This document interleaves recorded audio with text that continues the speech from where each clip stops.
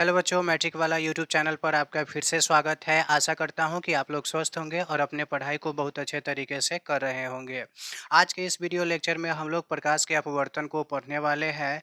यदि आप हमारे द्वारा अपलोड किए गए वीडियो को अच्छे तरीके से देख लेते हैं तो एक भी प्रश्न, चाहे वो ऑब्जेक्टिव हो या सब्जेक्टिव हो, परीक्षा में नहीं छूटेगा। इस बात की मैं आपको गारंटी देता हूँ। तो चलिए वीडियो को शुरू करते हैं। वीडियो को शुरू करने से पहले आपसे एक छोटा सा प्यारा सा रिक्वेस्ट है कि यदि आप हमारे चैनल पर नए हैं तो चैनल को सब्सक्राइब कर दे, वीडियो को लाइक कर दे और अपने स्कूल और ट्यूशन के सभी दोस्तों को भी इसे आप ज़रूर शेयर करें। साथ ही आपके मोबाइल फ़ोन में जितने भी व्हाट्सएप ग्रुप है उसमें भी आप ज़रूर इसे शेयर करें, ताकि बिहार के हर बच्चे तक यह वीडियो पहुँचे और उन्हें भी इसका क्या हो सके, लाभ मिल सके। तो चलिए आइए वीडियो को शुरू करते हैं।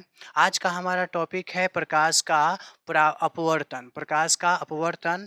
तो प्रकाश के अपवर्तन में क्या होता है, जब प्रकाश की किरणें एक पारदर्शी माध्यम से दूसरे पारदर्शी माध्यम में, तो ये पारदर्शी माध्यम क्या होता है, वैसा माध्यम जिसमें प्रकाश आसानी से आर पार कर जाता है, उसे ही हम क्या कहते हैं, पारदर्शी माध्यम कहते हैं। जैसा कि हो गया कांच। जैसे कि मान लीजिए हम लोग चश्मा पहनते हैं तो ऐसे थोड़े होता है कि आगे की वस्तु हमें नहीं दिखाई देती है, चश्मा पहनने के बाद आगे की भी वस्तु हमें दिखाई देती है। इसका मतलब हुआ प्रकाश आसानी से उस चश्मे को पार कर रहा है, तो उसमें हमारा चश्मे में कांच लगा होता है, इसलिए कांच हमारा क्या हुआ, पारदर्शी माध्यम हुआ। उसी तरह साफ पानी है, अगर बाल्टी में हम पानी भरते हैं तो बाल्टी की पेंदी भी हमें दिखाई देती है, इसका मतलब पानी भी हमारा क्या है, पारदर्शी है। तो ऐसा माध्यम जिसमें आसानी से प्रकाश आर पार कर जाए पारदर्शी माध्यम कहलाता है। तो आइए अब चलते हैं अपने टॉपिक की ओर। तो प्रकाश की किरणों का एक पारदर्शी माध्यम से दूसरे पारदर्शी माध्यम में जाने पर दिशा बदलने की क्रिया को, यानी कि एक पारदर्शी माध्यम से दूसरे पारदर्शी माध्यम में जाता है और जाने के बाद जो दिशा बदलने की क्रिया होती है उसी को हम क्या कहते हैं, प्रकाश का अपवर्तन कहते हैं।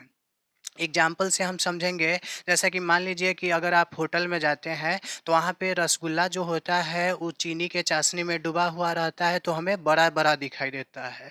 लेकिन जैसे ही हमें होटल वाला क्या करता है, खाने के लिए प्लेट में रसगुल्ला देता है तो वो हमें पहले से छोटा दिखाई देने लगता है। तो किसके कारण हुआ, प्रकाश के अपवर्तन के कारण ही ऐसा होता है। ऐसा कैसे होता है कि पानी एक माध्यम है, यानी कि चीनी का चाशनी तो पानी की तरह ही होता है। तो चीनी के चाशनी से पहले प्रकाश कहाँ आया, हवा में। चीनी की चाशनी, जैसे मान लीजिए ये हमारा कटोरी है, अब इस कटोरी में रसगुल्ला है, उसमें हमारा चीनी का चाशनी है, तो वहाँ से प्रकाश हमारे आँखों तक आया, तो यहाँ पानी से निकलकर, चीनी के चाशनी से निकलकर जैसे यहाँ आँख तक पहुँचने के लिए बीच में क्या है, एक माध्यम है जिसे हम क्या कहते हैं, हवा। यानी कि पानी से हवा में आया तो पहला माध्यम हमारा हो गया चीनी का चाशनी और दूसरा माध्यम हो गया हमारा हवा। तो पहले माध्यम से दूसरे माध्यम में आने पर वो क्या हुआ, प्रकाश थोड़ा विचलित हो गया, यानी दिशा बदला। इसी कारण हमें रसगुल्ला क्या हो रहा था, बड़े बड़ा दिखाई दे रहा था। तो आशा करता हूँ कि आपको प्रकाश का अपवर्तन अच्छे तरीके से समझ में आ गया होगा। अब चलते हैं हम अपने दूसरे टॉपिक की ओर, प्रकाश के अपवर्तन के नियम।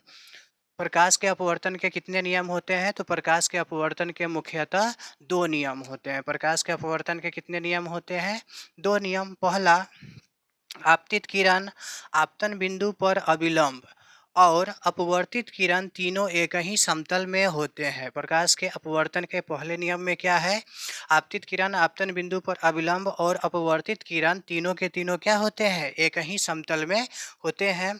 और दूसरा नियम है कि किन्हीं दो माध्यमों और प्रकाश के किसी विशेष वर्ण के लिए आपतन कोण की ज्या और अपवर्तन कोण की ज्या का अनुपात एक क्या होता है, नियतांक होता है।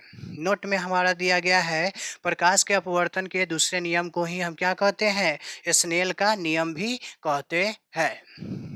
तो आशा करता हूं कि आपको प्रकाश के अपवर्तन का नियम भी अच्छे तरीके से समझ में आ गया होगा। तो आप इस वीडियो को लाइक करते रहें और अपने दोस्तों में शेयर भी जरूर करते रहें। अब है हमारा अगला पॉइंट, प्रकाश के अपवर्तन के कारण होने वाली घटनाएं, यानी कि प्रकाश के अपवर्तन के कारण कौन कौन सी जो घटनाएं घटती है उसके बारे में जानेंगे। तो चलिए शुरू करते हैं।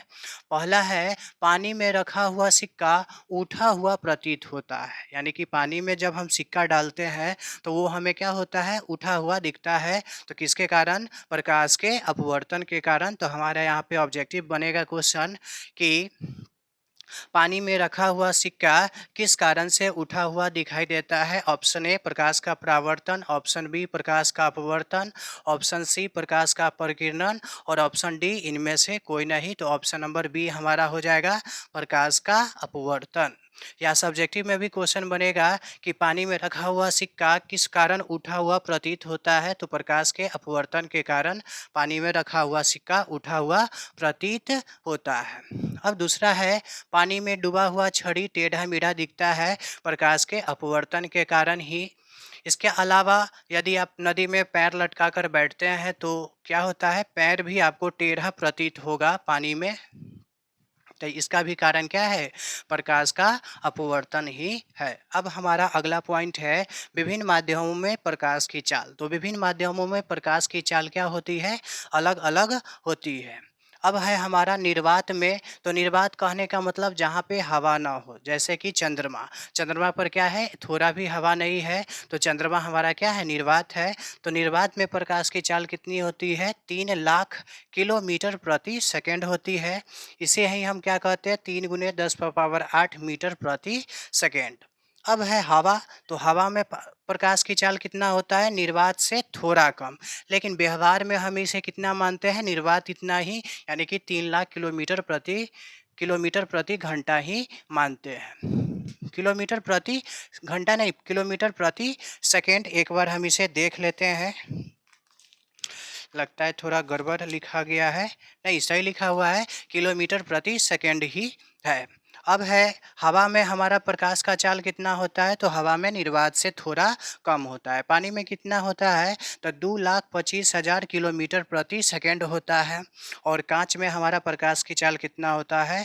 2 लाख किलोमीटर प्रति सेकेंड होता है। तो आप एक बार इसका क्या करें, स्क्रीनशॉट ले लें।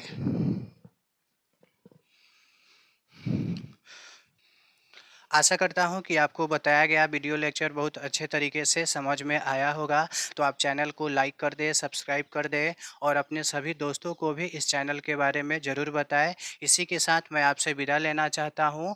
धन्यवाद।